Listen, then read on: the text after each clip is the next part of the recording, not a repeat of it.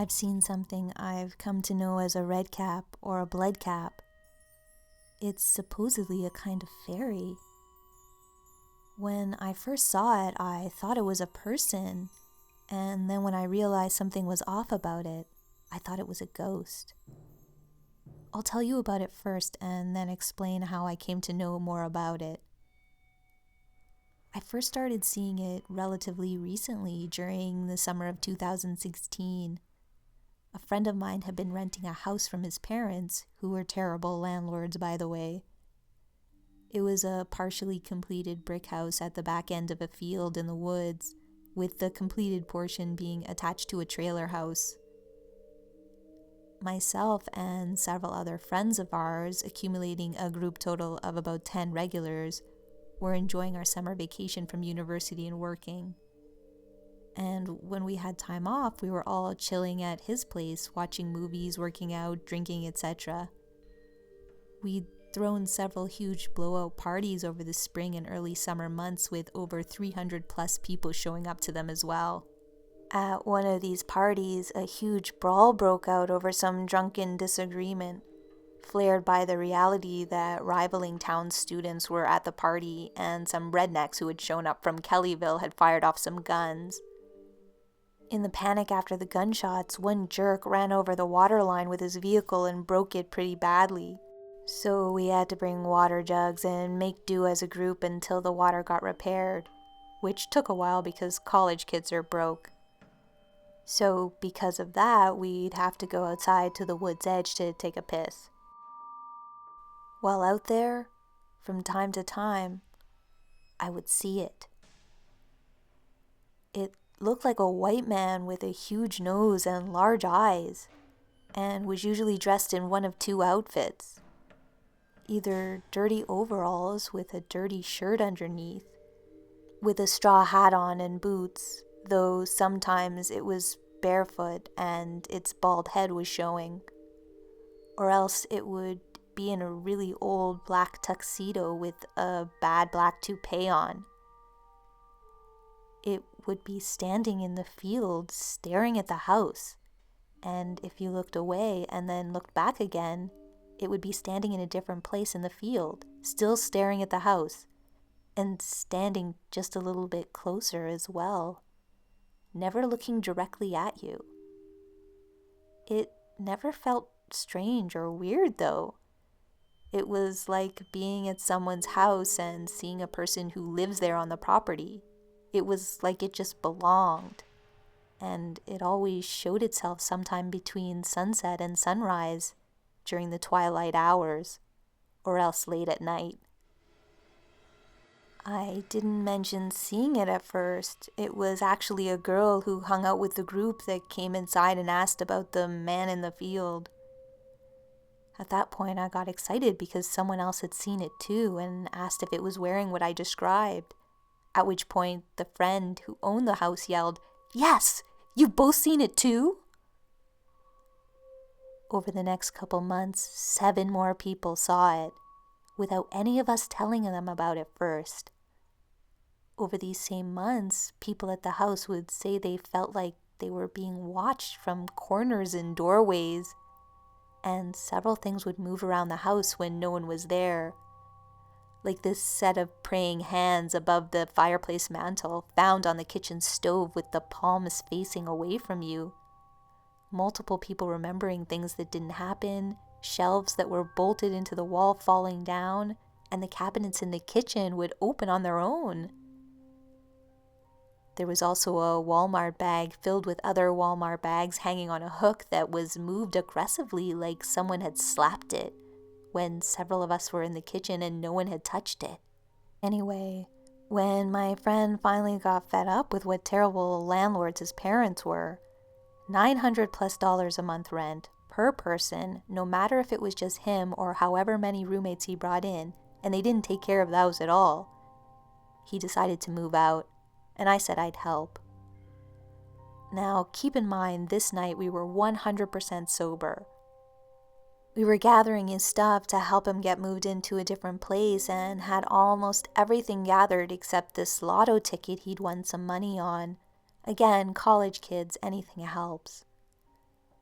So the two of us were up there alone, tearing the house apart looking for this lotto ticket. It had just been on the bar counter and it had disappeared.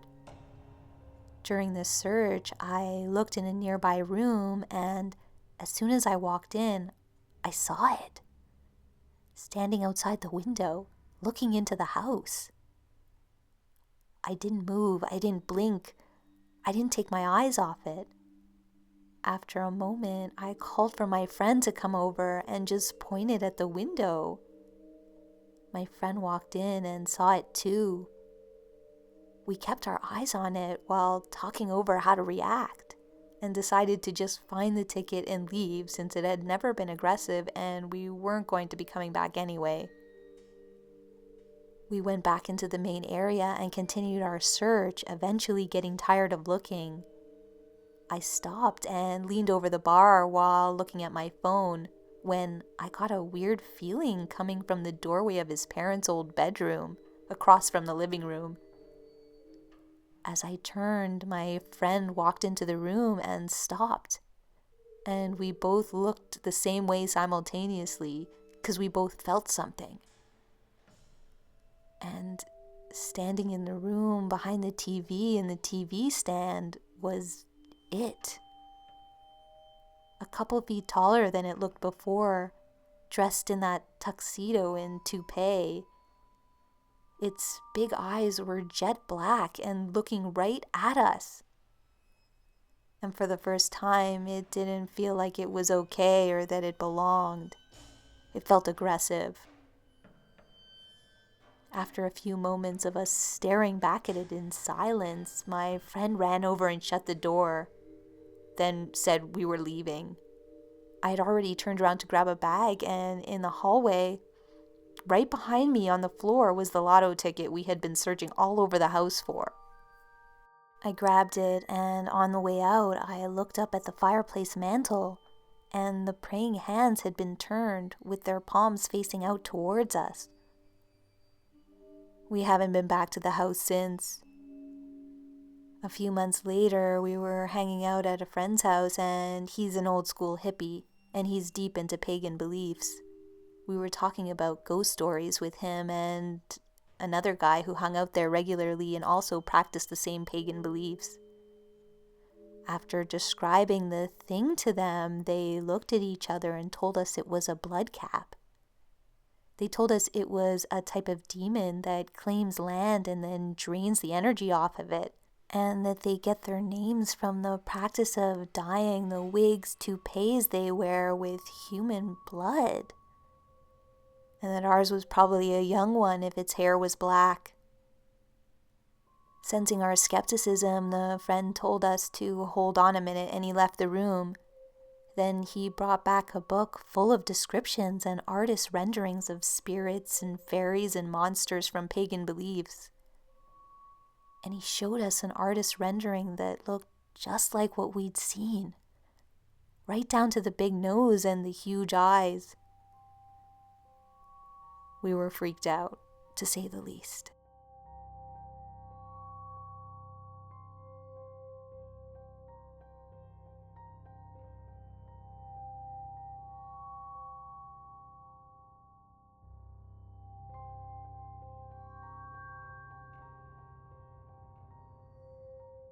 When my friend and his brother were kids, they went on a trip to the Philippines to visit family.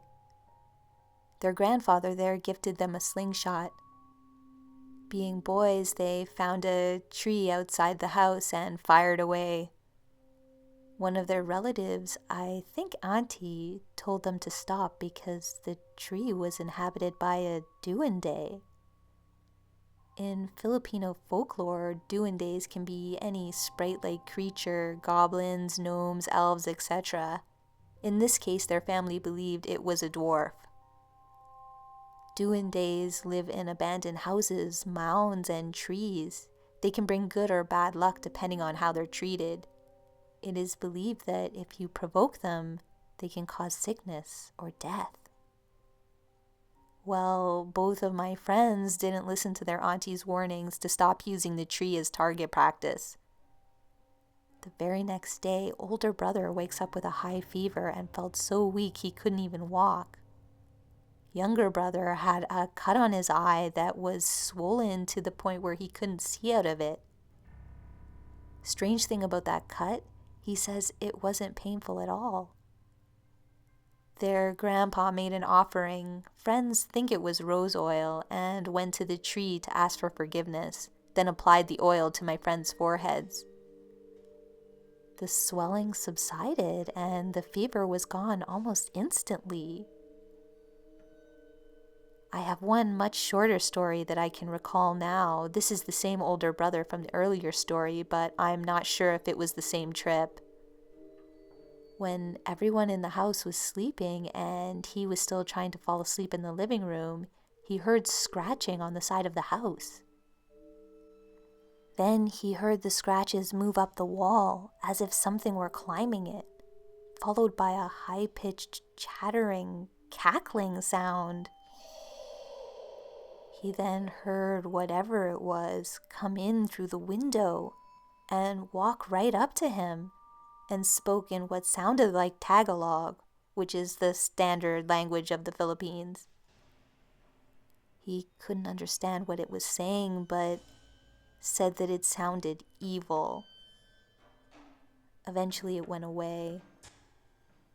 I'm not sure if it was the Duende, but he said, judging from where the voice was coming from when it was behind him, it was a very short creature.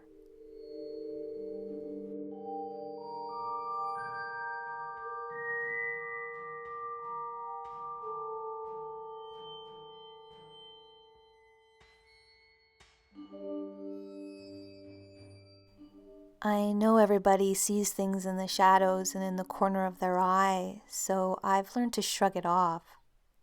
But a couple of experiences that occurred this evening have left me curious and just a little unnerved. The first experience was during the twilight hours. Except for a few scarce streams of pink and orange light, my house was dark. I was walking from my room to the kitchen and I noticed something to my left, leaning outwards from the living room door frame. I turned to face it and saw a small, round shadow with little arms clinging to the frame. It looked at me for a moment with two hollow eyes and then retreated hastily into the living room. I shrugged it off as a trick of the light, as you do, and went about my business. After that point in the evening, though, I started to feel sad. And not only that, but I started to uncharacteristically wallow in sadness. The second encounter happened only about an hour ago at approximately 3 a.m. I hadn't been able to sleep and didn't really care to try. I still felt inexplicably miserable and had stopped bothering with talking to the few people who were also still awake and online. I went to the bathroom, and as I was coming out, another of these round shadows hung down from the laundry door directly opposite me. The laundry was lit only by moonlight, but there was enough glow to distinguish the shadow figure from the door frame. It looked at me for a moment and seemed to follow me with its head while I moved away from the bathroom. I quickly walked around the corner and towards my bedroom, eager to avoid what I assured myself was another trick of the light, or the eye, or the mind, and in doing so nearly tripped over my cat, who was staring intently with his ears anxiously peeled back at the exact position in which I had seen the imp. That was enough for me to reconsider the situation, and my blood ran cold. What were those things?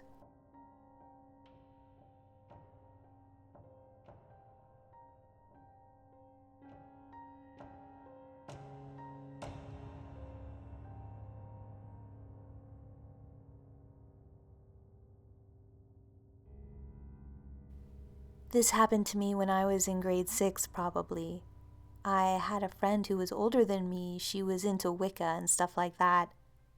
So I was spending the night at her house and she bursts out a spell book. I say this in the loosest possible way. It was the equivalent of witchcraft for dummies as far as I can remember. So she decides that we should recite a spell from the book, just for fun.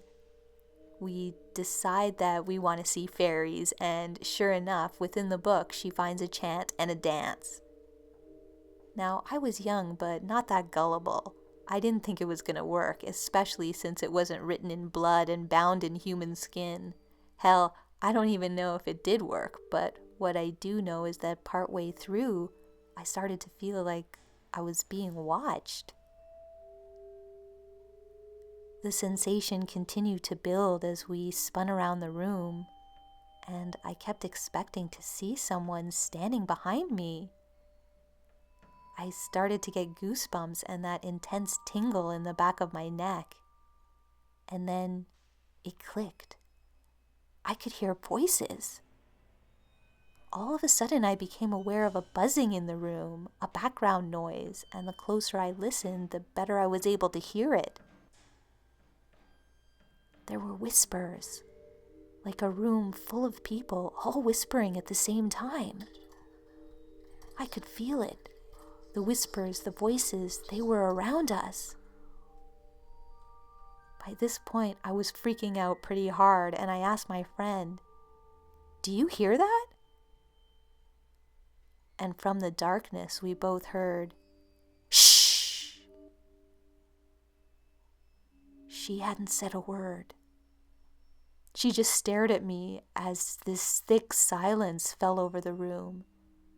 It was oppressive, heavy, and almost felt angry.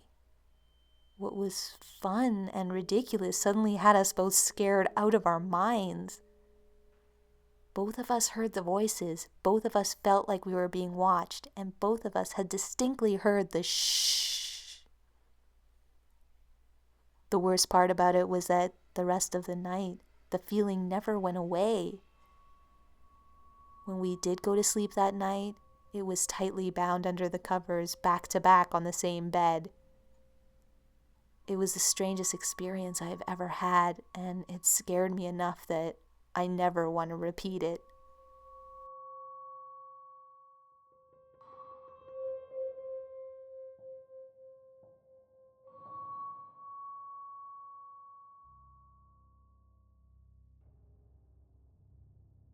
When I was almost 16, 28 now for some reference, my mom's stepdad and I lived in a little community in a canyon.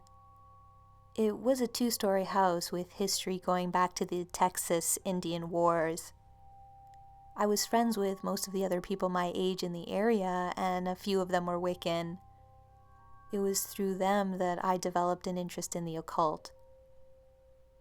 We tried a few summonings, but since nothing ever happened, I wrote it off as fake. I was an only child with my mom. My parents divorced when I was 3, so I had the entire upstairs to myself. It was a Friday night, and I was up late watching the Cartoon Network. I turned the TV off and rolled over to face the wall to try and get some sleep. All of a sudden, my TV turned itself back on. I didn't know why it did that, so I just turned it back off with the remote. But before I could roll over, it was back on again. This time, the only thing showing was the white static of a dead signal. I reached for the remote again, but it turned itself off before I could do it. Then the TV turned on and off rapidly a few times before staying on. By this point, I was more than a little unnerved, especially since the channel was now on one we didn't even get. Religious programming coming in clear. It was something from the Catholic Church talking about demons, an interest I had back then, but not something I wanted to be educated about by the church. About 10 minutes passed, and I started to get more irritated than unnerved by the fact that my electronics weren't behaving as I thought they should. I reached for the remote and turned the TV off again, almost daring it to come back on. Thankfully, it didn't, so I rolled over and tried to go to sleep. It was an old wooden house, so there were a lot of random creaks, but having lived there for so long, I knew where each one was. One in particular was beside the futon I used as a couch. It wasn't out of the ordinary for my mom to come and gripe at me for being up so late, so I looked back over expecting to see her. But I didn't see anything, and then I realized that my door was open and I hadn't heard it open. I stared at the spot for a few minutes before a shape leaned around my futon and looked at me. It looked, well, like an imp, for lack of a better way to describe it. It couldn't have been more than 3 feet tall. Then I noticed an unnaturally thin, unnaturally tall thing standing near my doorway, bent over because it was too tall for the room. Both were watching me and not moving. By this point, I was getting really scared, but I didn't move or say anything. I knew that it couldn't just be my imagination because plenty of moonlight was coming through the window in front of the futon. My room was rectangular with the window and door on the opposite side of the wall where my bed was, with the futon in the middle. These things seemed to defy the moonlight because I couldn't see much more than shadowy forms, even though the rest of my room was relatively well lit. The third figure was just the icing on the cake. It was huge and looking into my room from the second-story window. There wasn't a balcony or ledge or anything to be standing on. The tall thing and the big thing both looked like their heads had a bunch of jagged horns coming out of them. That, or they were crowns of some sort. They didn't make any moves towards me, but I got a feeling that they weren't exactly nice. Then, after I blinked, they were just gone. I got up and turned on a light, but there was no trace that anything was there. I tried to force myself to stay awake, but eventually I passed out. The next morning, I thought nothing of it until I went to get a shower and noticed a pinkish scar on my stomach. It's just to the right of my belly button and goes from slightly above my waist to the right under my diaphragm at an angle. My parents had no idea about it and couldn't provide any explanation. Fast forward to when I was 25. I told the story to a good friend of mine that I made in the army, one who said he knew a lot about things of that nature. After I showed him the scar, he got a scared and confused look on his face and kept asking me how I was still alive. When I tried to push for more information, he just shook his head and walked away, not wanting to continue the conversation. And I can't get him to tell me anything more about what he knows. To this day, I'm still looking for answers.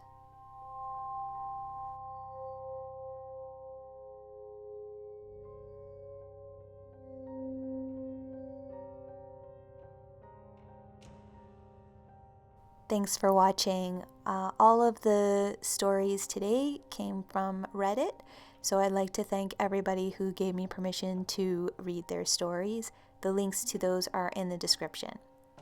Special thanks, as always, to all my supporters on Patreon. You guys are amazing, and I really appreciate you. I just want to make some quick channel announcements. First, a lot of people have been asking me to upload videos more often, and that's something I really want to do, and hopefully this coming year you'll be seeing more regular videos from me. So far, this channel has been more of a hobby for me, which I love. I just end up putting up videos whenever I have time, but I don't always have time. So hopefully as the channel grows, I'll be able to reduce some of my other commitments so I can put up videos more often. we'll see how it goes, but I'm definitely going to try my best. The second thing is, some people have asked if there are other ways to support the channel other than Patreon, and I found a few options for anybody who is interested in that. One of them is that I signed up for a program with Amazon where they're going to give me a percentage of sales if I refer people to their website. So I'm putting links in the description below for the Canadian, American, and UK sites. So if you just click on those links and then just do your shopping as you normally would do your shopping, I'll get a small percentage of that, and that will go to support the channel. You can also check out this new website that I created with just a book list of fairy books that I like and other fairy products, and it's the same thing. It's the same idea that if you click on any of those and you end up buying them, I'll end up getting a small percentage. So it's just a way to, if you're going to do your shopping anyway, you could help the channel at the same time. And another possibility is something called Gawkbox, Gawkbox. I'm going to put a link in the description as well. That's a platform, it's a fairly new platform, but I'm trying it out, which basically you play games on your phone and the companies will give me a tip on your behalf. It's called sponsored tipping, but it's kind of an interesting idea. It's a way that you can tip the creators that you like on YouTube with someone else's money, which is kind of cool. So basically, to use it, you just go to gawkbox.com/Scary Fairy Godmother with your phone. You have to do it with your phone, and you just sign up, and then you're going to see a whole bunch of games. They're all like popular games that you've heard of, like there's Final Fantasy and, you know, Angry Birds and that kind of thing. So there's stuff that you might want to play anyway, and you just download them onto your phone and play them. And as you play, if you reach certain levels, I'll get a certain amount of a tip from the company on your behalf. So I don't know, it's kind of neat. It's something that I'm just trying out, and anybody who does try it, I'd love to hear your opinion on it, because, you know, that will help me determine if I'm going to keep with it.